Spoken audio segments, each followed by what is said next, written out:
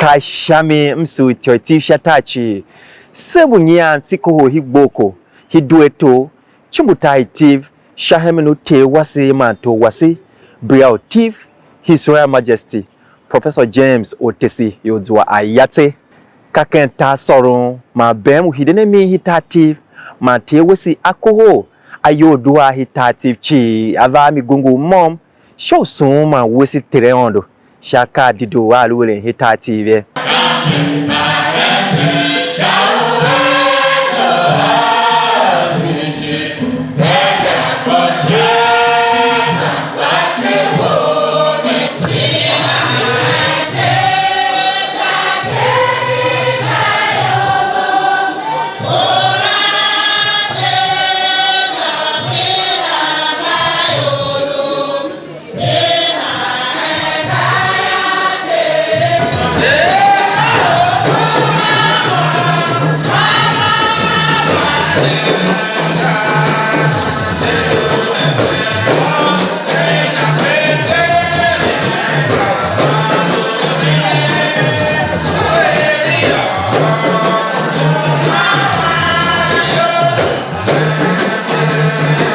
Ma hen Mkohol shonwa ke nyom ne lo pasen odido udwe shadzo chaplain Nehemiah hembao when shuno lo chaplain o chapel of praise to Tiv Palace la aka aru hana wale hana momoyo yene ka ime hana no hemen gala ka to Tiv ka dejela leyo ba ke lo kwa hojela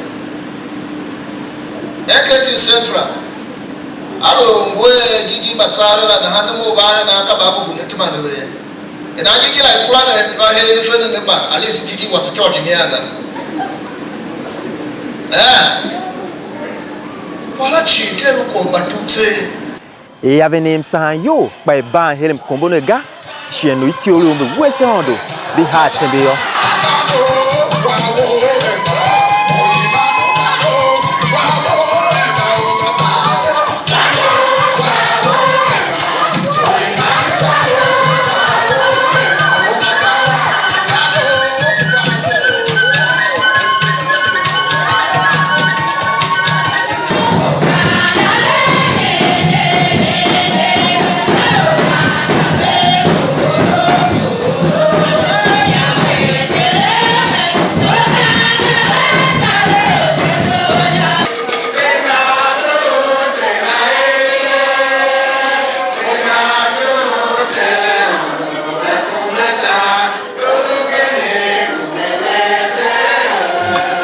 Kaben hela klayo te wasi Begha Tiv ayol sen shachu Tar Tiv chi uchiwe Tar Tiv kan chiwe o shamesegaya akasulu ngwana lwele daji la kela imese kwa maena te Mkohol chiwi Mkohol iwuese kenti Yesu Kristo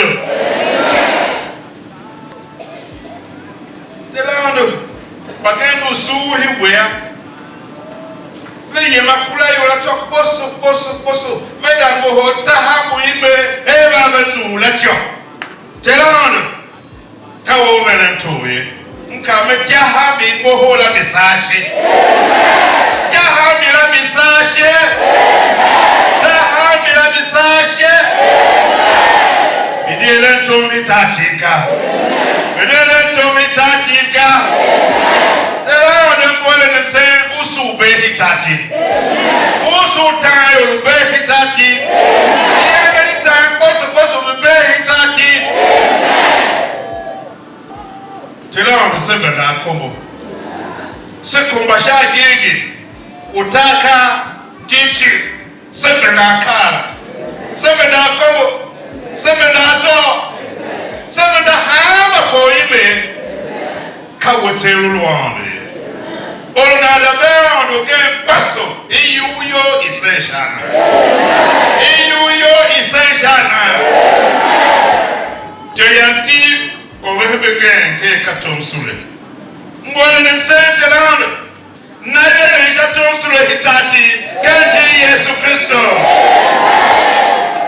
na ula shashie ma ekwepe na la vo shachu usunda uwange hitati kati Yesu Kristo.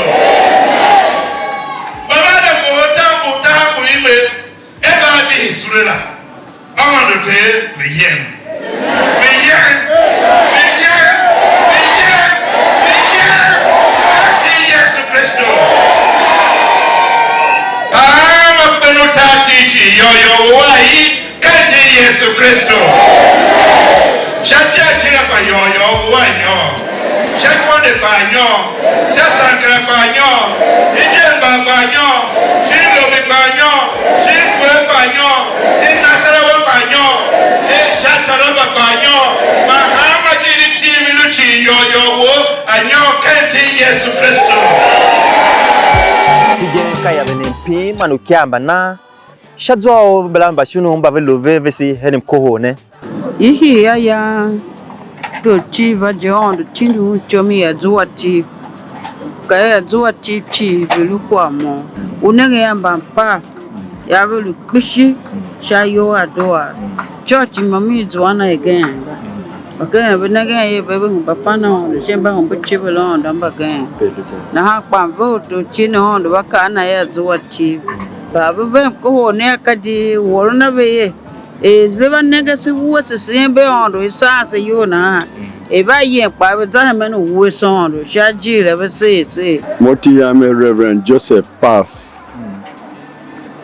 Pastor NKST Enyima Gboko West Kian coordinator Gboko local government Mkohol usikoho henene kam Mkohol shun ma iwuese uhar ondo ate wase His Royal Majesty Begha Tiv ayese Mkohol ne ko Begha Tiv elevesu duanse ba Kristo chi uhar ondo masu ne ka ko vesin wedo one za hemen gbem zanzan Tar Tiv ka tema bem tato we ma itina yedzwa chivi moke yilame Mrs. Comfort adua from St. Thomas Parish, Gboko, South. Mom go chairperson no but some member kezwa Tiv. Ko humba don moke program ne yo to ti se adua father go posuga. Wo casting go posuga. Pentecostals hama adua hatachi atese kwa momie se fase semba mom aka on the mom. Anese gbese solution tane na so ko zo mom solula si chivi nwe momba yela moye pastor tena ioza mungu pastor o Reformed Evangelical Church Mission uka yela e rem hiboko he she merin tom shin kwato shin palace utoti mo mom keno pastors baselo erin sencha chotalo Tiv mambea Tiv ayanga ya ayere ne tive mimi ashagba ondu Tiv la ya to timgu taverea to tifa wone ka ondu agbecho itivie we pa ka ondo neu toye na ha gbashima na yo kasha chiwo ayere ne cho Tiv alue shagba ondu la itaverea Reverend Chaplain Nehemiah Hembao. Come on, the chaplain. O chapel of praise to Tiv Palace. Cause hemen ya ka iwuese kasi iwuese na Palace ayangata kiwilitia sito ayangata ke su sondo. Shachu Tar Tiv. To Tiv kaolo aso ondo shimana nyom. Shi aso e Tiv chi ko lugungu mom. Nana faelwe yo doa ihudzwaya nzola unonyoke takpa nzola unonyoke ke ato nzola unonyoke onomba pati kwa kwamba emata ayatutu ka no ayatutu ka se ka shami tayam gun ka yoma duen a avnetom a Tiv television hile towene blamba vlue ka yon a avne kaswa shinu nyengu ma viso e Tiv television aza kula kisilima mana due misha humbe tachilu nengiyo kashi okpolum kwa jene ishankula e due sha jingine iye masi pase ne vie avne tom a Tiv television manu wale mbani yila udzwana avisishamiyo olum kiwa Tiv television inyungu yo ilusha shagba